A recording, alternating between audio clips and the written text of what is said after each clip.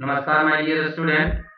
तो चलिए आज मैं पढ़ाऊंगा आप लोगों को ठोस आकारों का चित्रण। ठीक है, जो ठोस आकार हैं वो 2D आकार के 3D आकार के कैसे होते हैं, पार्शियल आकार में कैसे होते हैं और ऊपर से देखने पर कैसे दिखते हैं, सामने से देखने पर कैसे दिखते हैं, उस चीज के बारे में हम बताएंगे।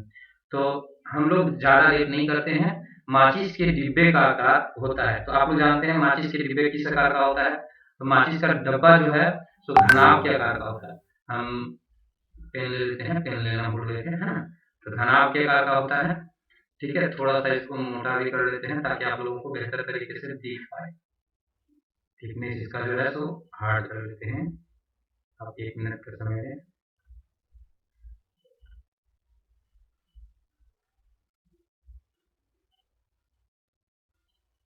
चलिए ठीक है। अब घन एक प्रकार का घन जो है, देखिए घन 2D आकार का नहीं है, ये 3D है, त्रिविमाई। यानी उसमें 3 चीजें होती है, लंबाई, चौड़ाई और ऊंचाई, 3 चीजें होती है, तो त्रिविमाई हो गई। किसी ठोस आकार में कम से कम कितना सतह होता है, समझिए। किसी ठोस आकार में कम से कम कितना सतह होता है। 1 सेकंड, थोड़ा सा इसको हम और हार्ड कर लेते हैं। चलिए, किसी ठोस आकृति में कम से कम कितने सतह होते हैं। तो ठोस आकृति में कम से कम 3 सतह होते हैं। कितने सतह होते हैं? 3 सतह होते हैं। ठीक है, और निम्न में 2D आकृति कौन है? ये घनाभ जो है सो 3D आकृति है, तो ये होगा नहीं। बेलन भी 3D आकृति, ये भी नहीं होगा। आयत जो है सो 2D आकृति है और शंकु 3D आकृति है। ठीक है, निम्न में से 2D आकृति, तो 2D देखिए, घन 3D है, वर्ग 2D है। एक ऑप्शन सही हो गया, दूसरा ऑप्शन देखना ही नहीं है। आगे आप बढ़ते जाइए, क्योंकि जल्दी बनाना है आपको, एकदम आगे बढ़िए तुरंत।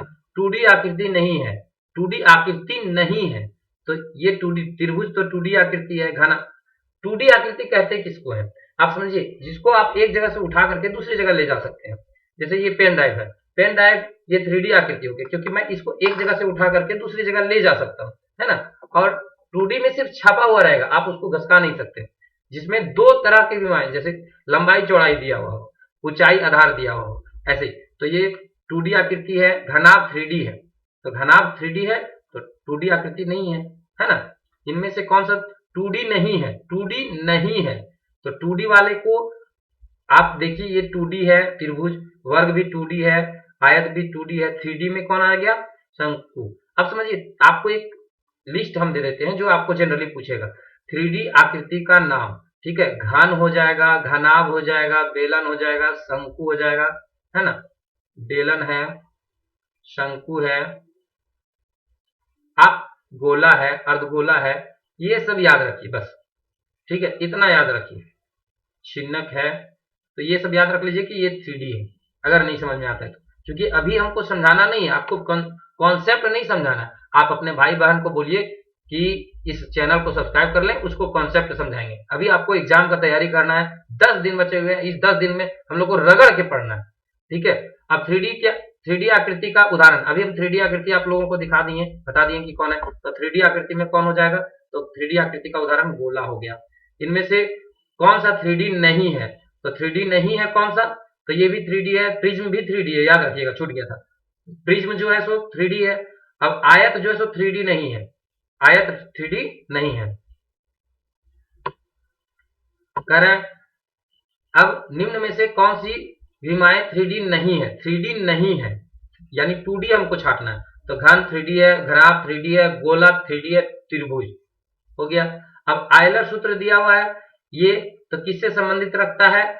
तो इसमें कह रहा है आयलर सूत्र F प्लस V बराबर E प्लस 2 किससे संबंधित रखता है?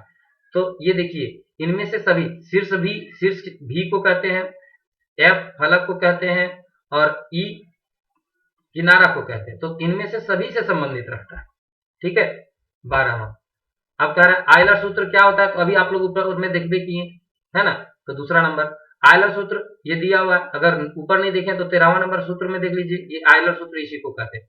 इनमें से कौन सा इनमें से के लिए कौन सा सही नहीं है? एफ फलक की संख्या को कहते हैं, ये बिल्कुल सही है।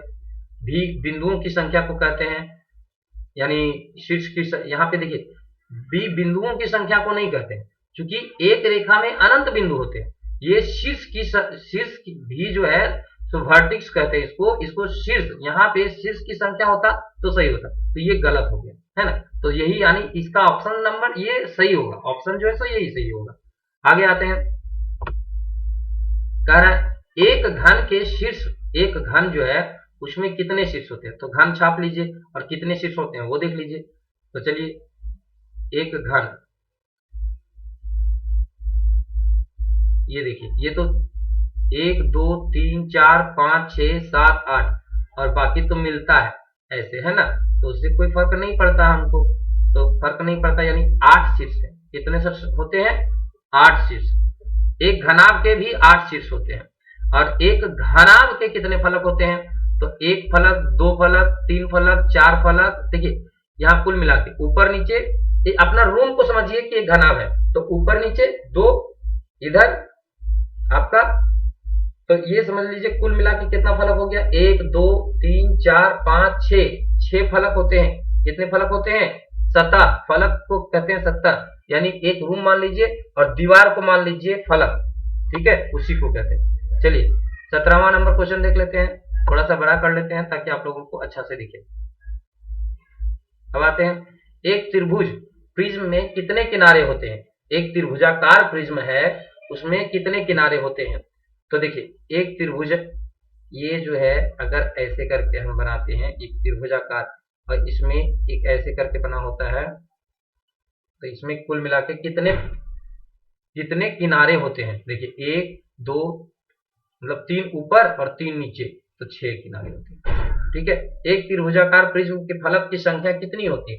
फल को एक त्रिभुजाकार में, तो 1 2 3 4, कुल मिला के एक त्रिभुजाकार प्रिज्म में फलक की संख्या 1 2 3 4 5, इसमें फलक की संख्या होती है।